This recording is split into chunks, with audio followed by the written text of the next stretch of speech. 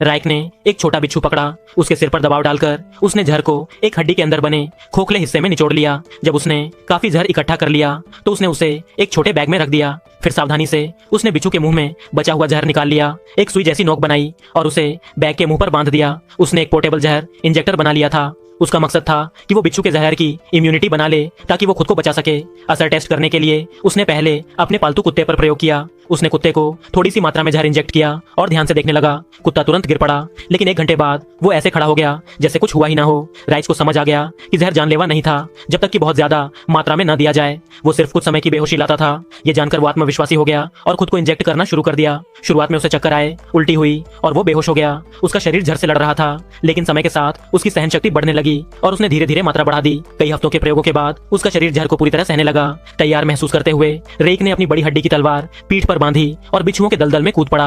उसके कदमों की आवाज सुनकर कीचड़ से एक विशाल कांटेदार पूंछ बाहर निकली। उसने तलवार निकाली और उसके साथ भिड़ गया। पूंछ के तेज कैंची जैसे किनारे तलवार से रगड़ खाकर चीख जैसी आवाज करने लगे। जब बिच्छू बाहर आने को तैयार नहीं हुआ तो रेक ने अपना पैर आगे करके चारा दिया। ये काम कर गया। गुस्से में भरा जीव बाहर झपटा, लेकिन उसका पहला वार खाली गया। उसने उसे फिर उकसाया और इस बार बिच्छू ने उसके पैर पर सीधा काट लिया। कोई और होता तो मर जाता, लेकिन रेक की इम्यूनिटी ने उसे बचा लिया। पलक झपकते ही उसने तलवार घुमाई और उसका सिर काटकर दलदल में फेंक दिया। तभी उसका कुत्ता दौड़ता हुआ आया और छोटे बिच्छुओं पर भौंकने लगा।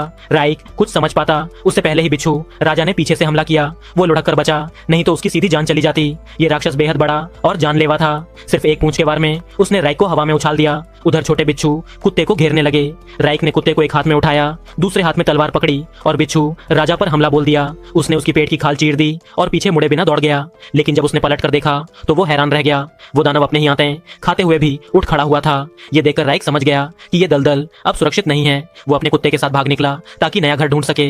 कई महीनों बाद वे दोनों खुले मैदानों में शांति से रहने लगे, जहां खाने और पानी की भरपूर व्यवस्था थी। कुत्ता भी अब एक कुशल शिकारी बन चुका था। एक दिन कुत्ता एक अजीब सा गेंद जैसे आकार का सामान लेकर आया। जब रीक ने उसे उठाया तो वो एक इंसानी खोपड़ी निकली। इसका मतलब था कि आसपास कभी इंसान रहते थे।